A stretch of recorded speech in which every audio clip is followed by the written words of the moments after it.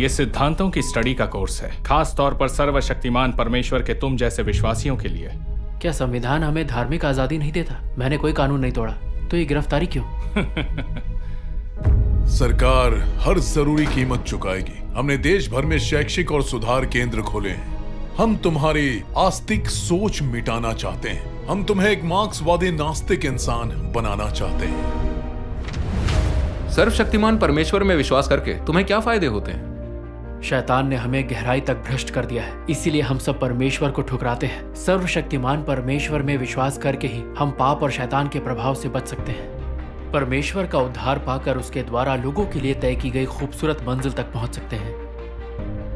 तुम्हारे हिसाब से वो उद्धार करता है, मगर ये सही नहीं है।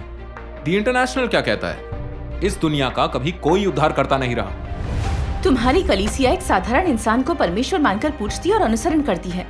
सच तो ये है कि तुम एक इंसान में विश्वास करते हो।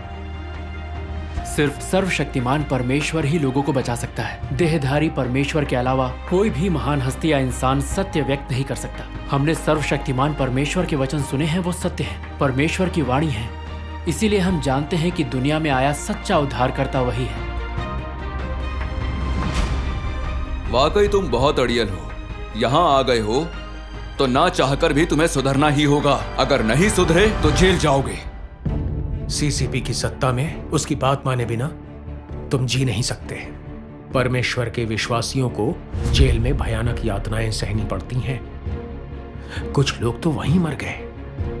पादरी वांग, जिन संतों ने कई युगों में प्रभु यीशु का अनुसरण किया, उन्हें गिरफ्तार किया गया, यहाँ तक कि वे शहीद हो गए। ये धार्मिकता के लिए अत्याचार सहना है। प्रभु यीशु ने कहा था, जो अपना क्रूस लेकर मेरे पीछे न चले वो मेरे योग्य नहीं। अगर मैंने तुम्हारे साथ सख्ती नहीं की ना तो तुम सुधरोगे नहीं। कलीसिया के बारे में जो भी जानते हो मुझे सब सच सच बताओ।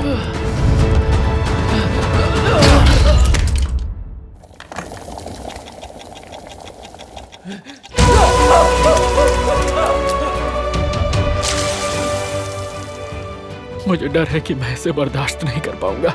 मेरी रक्षा करो।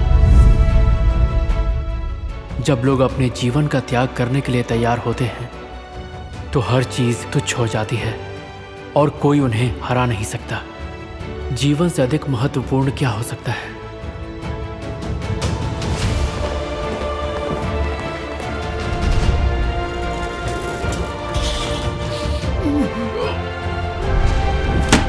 मुझे जवाब चाहिए।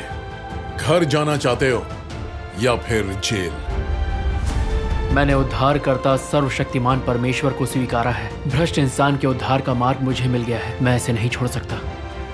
चाहे मुझे कितने ही साल की सजा हो जाए, कितना भी कष्ट सहना पड़े, मैं अंत तक परमेश्वर का अनुसरण करूंगा।